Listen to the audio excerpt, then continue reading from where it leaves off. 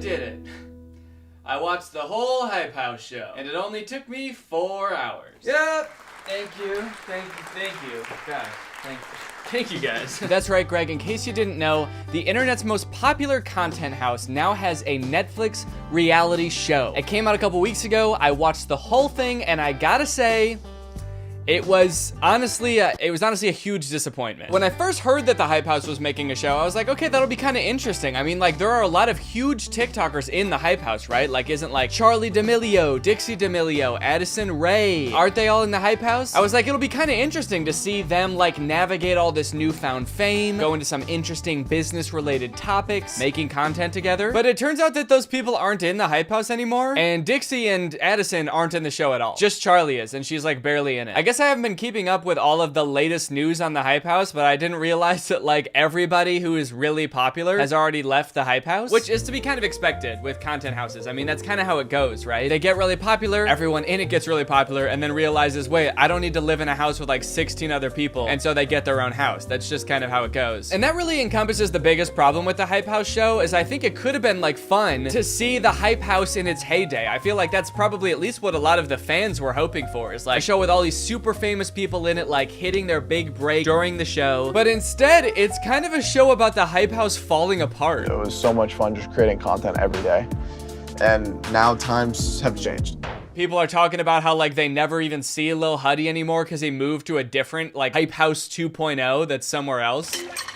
I haven't seen Chase in like forever. I know, I haven't seen him since the last house. And like most of the members of the Hype House, I didn't even know who they are. I had to really pay attention when they were introducing everybody because I was like, who the fuck is that kid? So there's a few different plots that the show focuses on, but one of the main ones is surrounding Thomas, who's like the founder of the Hype House. I think Thomas was actually in Team 10 also, so wonder where he got the idea. At first, Thomas comes off kind of seedy to me. He just seems like a businessman who is like capitalizing on his friendships with all of these famous TikTokers, a lot of whom seem a lot younger than he is. Also, one of the first things he does is like take credit for blowing up the D'Amelios and Addison Rae. We've launched people like Charlie and Dixie and Addison. Being a part of this brand really helped blow everyone up. Damn, dude, you discovered Charlie D'Amelio? That's crazy. You must have gotten like super lucky to find her. Yeah, when I discovered Charles, that's her full name, Charles D'Amelio, she was just some nobody making TikToks in her room to her 60 million followers. But I took her under my wing, I taught her everything I knew, she gained another 1 million followers, and then left the Hype House and gained another 40 million followers. There's also a part where he's talking about kind of like what led him to create the Hype House. I used to walk to a middle school where I went with a lot of kids that had money and I didn't.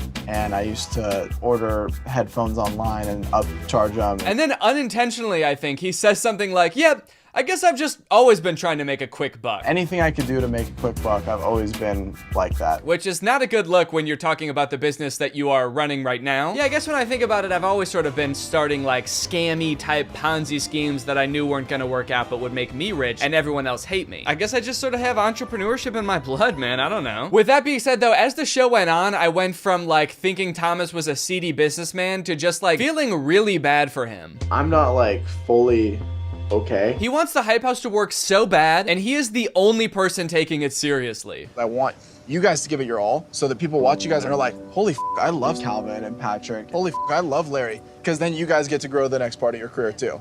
I'm the only person that has done anything on the business end of this. So that's why I get so stressed about it. I literally lost 10 brain cells from this conversation. No, wow, that's rude. One thing that I thought was really funny was that in the show they say like, yeah, we pay for this house with sponsorships. We pay with brand deals. The rent here is paid for by the brand deals that we do on the Hype House socials. And they show a bunch of examples of brand deals and they're all for Bang Energy. And then when they talk about sponsorships for like the rest of the show, they just say like, hey, have you done your Bang ad yet? No, I haven't done mine. I guess I gotta do more Bang ads for the Hype House TikTok account. I think it's just Bang that is supporting the entire Hype House, which is kind of crazy. I told him, I'm only gonna cover your rent if you're gonna be posting the Bang videos. Like Thomas is really selling himself as like an entrepreneur and a businessman, but at this point, like he doesn't even run his own business. The Hype House is just like a subsidiary of Bang Energy. I would say they should just call it the Bang House at this point, if that didn't sound disgusting. Yep, this is the Bang House. This is where we all live. Whenever we need to get anywhere, we hop on the Bang bus. As we learn more about Thomas, it kind of just seems like he wanted to create this business because he wanted to live in a house full of people that were his friends. And for some reason, the only way he could think of to do that was by starting a business. business where all of his friends are like employees. I grew up quick and I never really had a childhood. I never had one place to call my home, and that's what I do here. Which honestly seems like the messiest and worst way he could have possibly done it. He pitches it as having this appeal of like, everyone can live under one roof and we can all post together and the rent is paid for by the Bang ads. But then we find out that literally nobody wants to do these Bang ads. Like, nobody is doing them. We really don't have that much to do, and we still suck at it. You have to do one video a month, that's it. To live in a mansion for free. So they're just like living in this house and Thomas is constantly stressed and like having to badger his friends to post these Bang ads to pay rent. Like Alex, if I tell him to shoot a Bang video, he'll do it. You don't want to post Bang videos, like that's not your brand. And it's like, you know, you can just like live in a house with your friends, right? You guys are all famous and rich. Can't you just pay rent, like your own rent, and then not have to worry about it? A lot of the drama in the show seems to revolve around Thomas feeling like people don't like him and that the business is failing. Thomas will be like, I don't understand why like none of my friends want to be around me anymore. What am I doing to drive them away? But then like every scene that he's in with other people, he's like tearfully begging them to post Bang Energy ads. A lot of what's really stressing Thomas out in the show is that Lil Huddy, Chase Hudson is his real name, in case you were wondering, has left the main hype house to go start like a second hype house, which is like closer to LA because Chase is working on his music career. He wants to be known as a musician. We want to keep Chase's house as like an extension of Hype House, so it's more like a Hype House LA location, and they're gonna work on making content out of there for Hype House. We will. But it turns out that Chase, while living there, hasn't been posting any Bang ads. He hasn't been posting any TikToks at all and has just been focusing on his music career. Chase hasn't posted anything recently. He made one TikTok over the last 6 months. So Thomas is so stressed because he's like, I told this guy I would pay his rent. Hype House is paying his rent and he's not posting any Bang Energy ads. It's like a huge stressor for the majority of the show. And Thomas is like, I don't know if Chase even wants to be in the Hype House anymore. I don't know why he's not posting his ads. And it's like, do you guys not have like a contract? Like Chase moved to his own house and is not doing the work that he agreed on. Can't you just make him pay his own rent? I'm so confused how Thomas is getting stuck paying the rent when Chase is not doing what he's supposed to be doing. Thomas is just like, damn, Chase left. He's doing his own thing and now he's not bringing any money or like followers to the business. God damn it. I guess I'm just stuck paying his rent forever now because I said I would once on a whim. A lot of the time I just feel taken advantage of. With how stressed Thomas is for the entire show, it kind of makes me wonder, like, how good of a businessman is he really? Like, does he really have entrepreneurship in his blood? Like, is he really a businessman to the bone? I've always been starting little businesses here and there and then like worrying myself sick about them. I'm sort of an entrepreneur in that way. I remember back in high school, I used to break down crying because I couldn't figure out if my headphones selling business was gonna work. I just could never remember if I was supposed to be selling the headphones for more or less than I bought them for. Now, it might sound like this show is just about people having a miserable time, but Chase is actually having a pretty good time for the entire show. In fact, he might be the only person having a good time during the show. When Thomas is pulling his hair out about Bang Energy, Chase is playing pinball in his mansion that is paid for by the Hype House. Big bonus.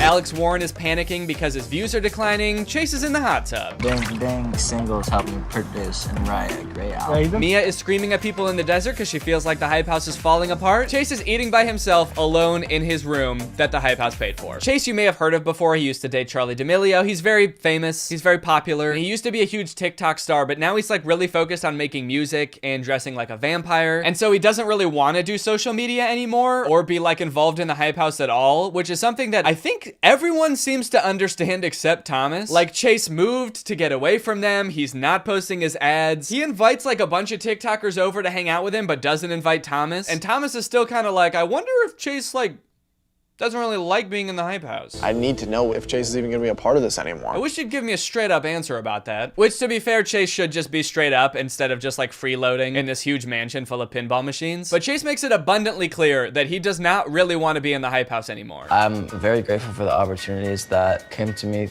through being a social media star, but it could end at any single point, and music's my passion. Now, he is saying all this in an interview for a show called The Hype House on Netflix. It's the show I'm making a video about right now, actually. You may have heard of it. So, you know, I guess he does still want a little bit of the clout from The Hype House. Since it is a show about influencers, like dealing with fame and dealing with all of these issues that the majority of people don't have to deal with, you might think it might be like really interesting to hear their thoughts on certain things. Like, for example, one night Chase hosts a dinner at his mansion and the whole crew gets to talking about cancel culture. Canceled. Wait, who was the last person to get canceled at the table? Go. Probably you. Except their only take is basically really like, I wish we didn't get canceled so much. When it comes to cancel culture, you never know what someone might deem offensive. They're all talking about how much it sucks being canceled, and like, don't get me wrong, like getting death threats and stuff, of course that's not fun. You should never go out of your way to like actively harass people online. But if people don't want to watch your videos anymore because you were partying during the pandemic, that's what they're talking about, by the way. They're talking about how they got canceled because they were having literal like huge mansion parties at the beginning of the pandemic. I threw Larry his 21st birthday party, and there were a bunch of people.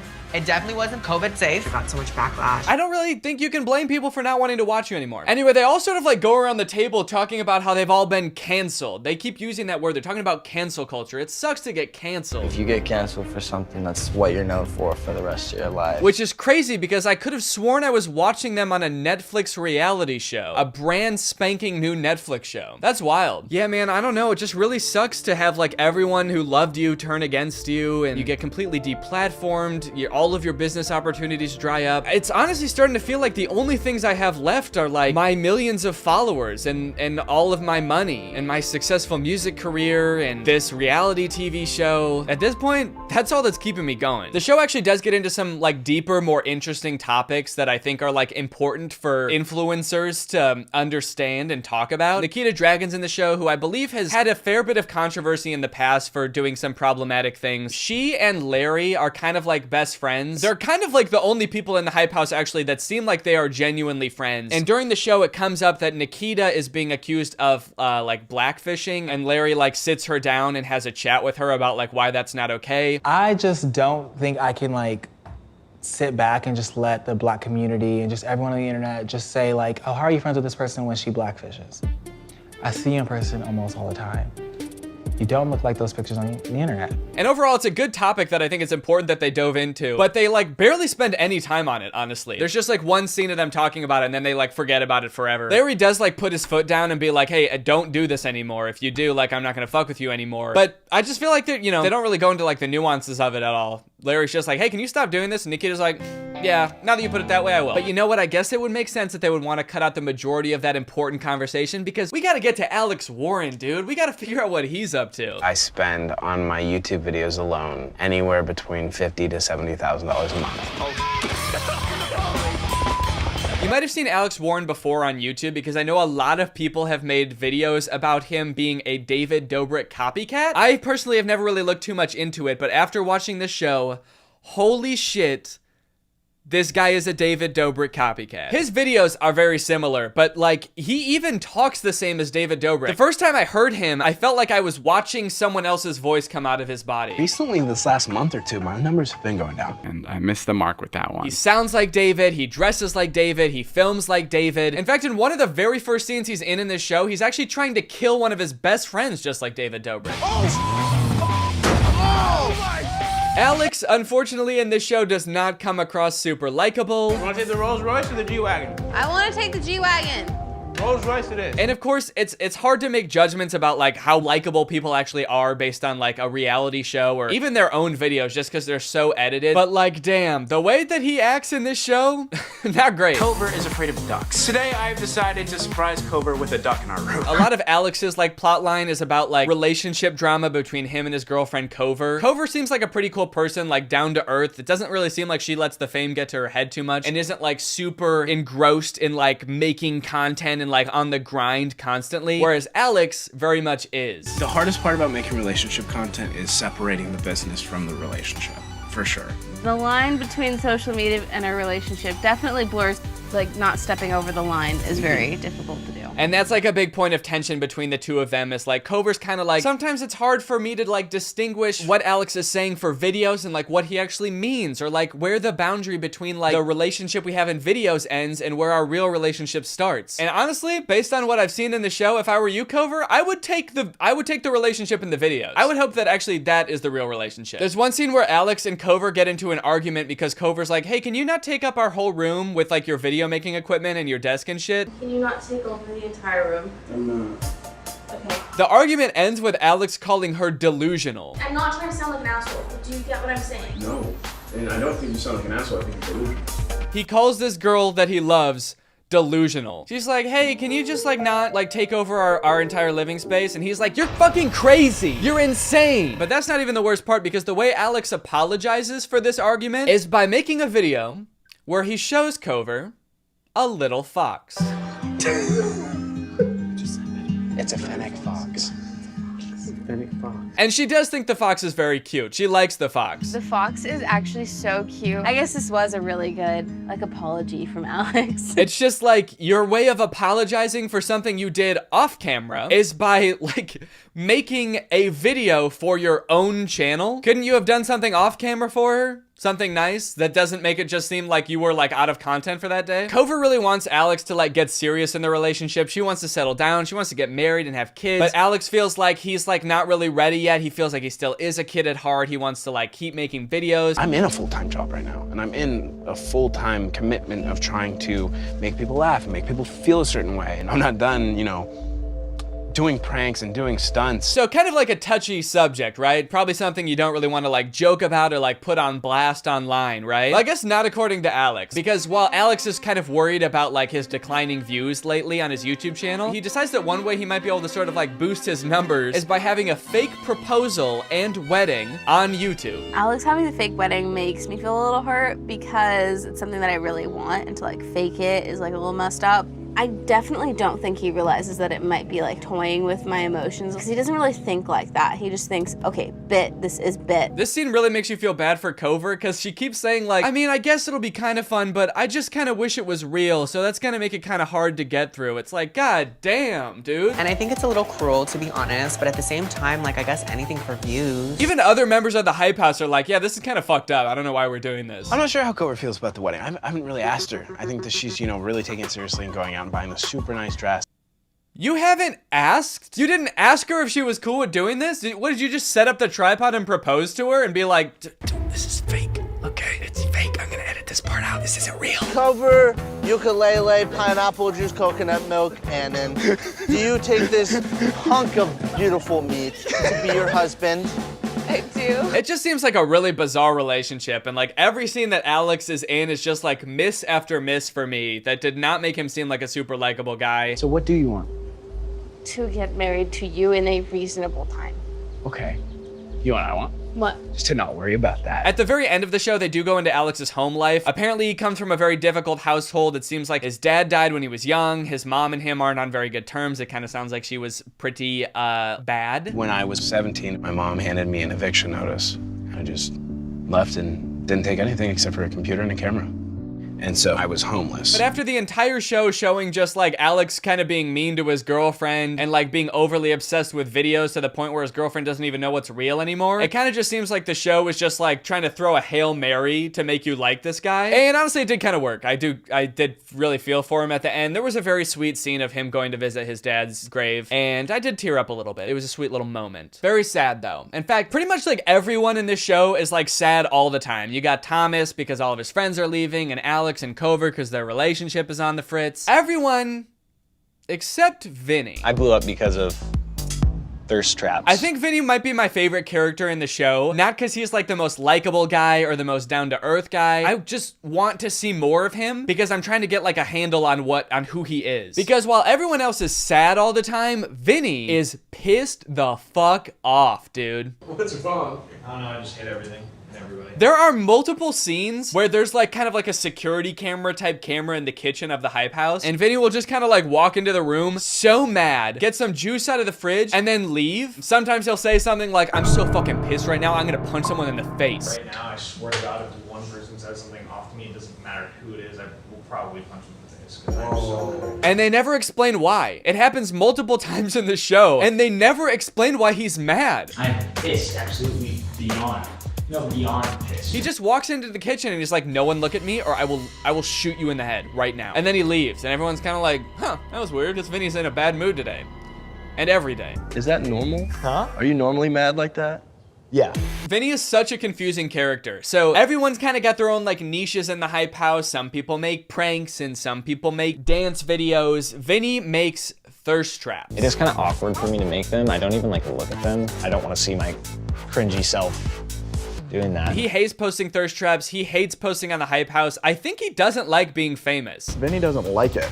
Vinny hates getting shit on every day. He hates the attention. Vinny's an 18-year-old who's like a nerd trapped in a hot, sexy summer boy's body. But ironically, because he's so handsome and his thirst traps are so good, he is the most famous person there currently, which begs the question, why is Vinny in the hype house? Living in a content house, it can get overwhelming at some points because you want to be alone sometimes. Vinny is the most famous person there, so it's not like he really needs to like leech clout off of everyone else in the hype house. If anything, like he is providing the clout for everyone else to sort of nibble on. He doesn't like making TikToks. He doesn't like posting thirst traps on his own channel. He never posts Bang Energy ads because nobody does. He doesn't even hang out with them. He just like games alone in his room and then comes out occasionally to tell everyone how pissed off he is and threaten their lives. Why Vinny's in the hype house? I will never understand. The ending of the show is really weird because the whole show you're like, okay, this hype house thing like is not working. Everyone is stressed. Nobody likes it there. In fact, there's a really funny part where they're gonna have like a hype house prom because I guess a lot of people didn't get to go to their proms due to like their TikTok obligations. When Nikita was in high school and she had prom, she was not out yet. So they're gonna have this like awesome prom. It sounds like it's gonna be really fun. And listen to what Thomas says. I'm stoked that Nikita threw this prom. I feel like everyone together is the perfect opportunity for me to tell them I've been shutting hype house down. It's like, holy shit, dude, no it will not. This most magical night will certainly be the perfect time to tell everyone I'm evicting them. That'd be like if at real prom in high school, the principal came on the microphone, he was like, all right guys, I'm glad everybody's having a great time. Prom is a really important time in your life, so I thought that now would be a really great time to tell you something you will also never forget, and that is that none of you are going to college. That's right, we lost all of your transcripts, so you will not be able to apply to college, unfortunately. So, yeah, who wants to hear that Pitbull song one more time? But then at the end, at the very last minute, at like the last scene in the show, Thomas is like, you know what? I think I'm gonna keep this hype house thing together for a little while longer. I've been stressing a lot lately about what to do with this brand and this group of kids in general, and